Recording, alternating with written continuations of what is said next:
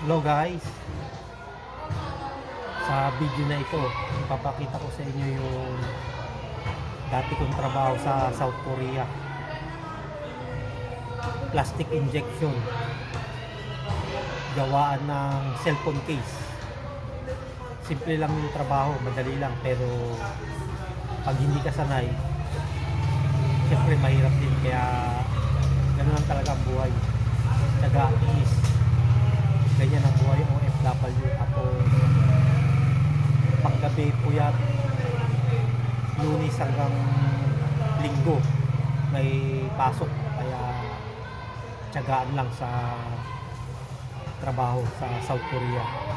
Pero okay lang, first time ko yun na nag-abroad. Tapos syempre hindi sanay sa ganung trabaho, plastic injection, kaya nahirapan din ako. Pero ganun lang, tiis-tiis lang, tiyaga-tiyaga.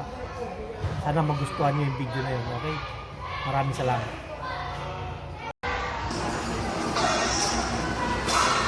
Okay, ito yung trabaho ko sa South Korea. Mahirap ito dahil hindi naman ako sanay sa mga ganitong trabaho eh. First time to sa South Korea, tapos plastic injection yung trabaho, panggabi. Puyat, Lunes hanggang Linggo yung pasok, pero okay lang, tiis-tiis lang. Tapos pag pumasok ako ng Sabado, yun okay lang din dahil may dagdag naman ng bayad yun. Tsaka pag pumasok ng Linggo, lalo ko na nangungupahan lang ako ng maliit na kwarto sa South Korea noon, kaya kahit paano nakakaraos din, pambili ng pagkain, pagdala din sa Pilipinas. Ang maganda sa South Korea yung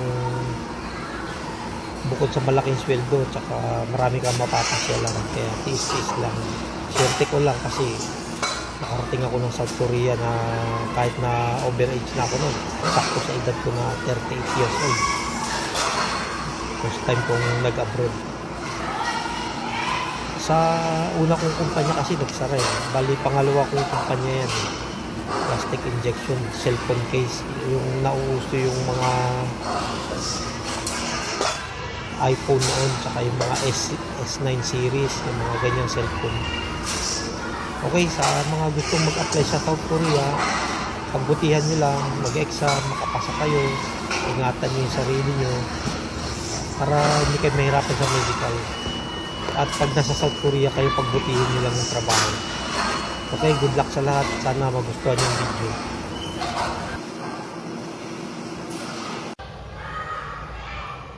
Okay, sana nagustuhan nyo yung video. Yan yung trabaho ko sa South Korea. Cellphone case, plastic injection. Kaya tiis lang talaga, tiyaga sa South Korea bilang EPS. Malaki ang sweldo, mabigat yung trabaho, minsan magaang, minsan madali, madalas mahirap, marumi, gano'n lang talaga, tiis-tiis lang. Kaya sa lahat ng gustong magtrabaho sa South Korea, kailangan handa ka lang kayo na harapin yung trabaho sa EPS. Maganda naman kasi malaking sweldo, tsaka maganda sa South Korea. Okay, good luck sa lahat.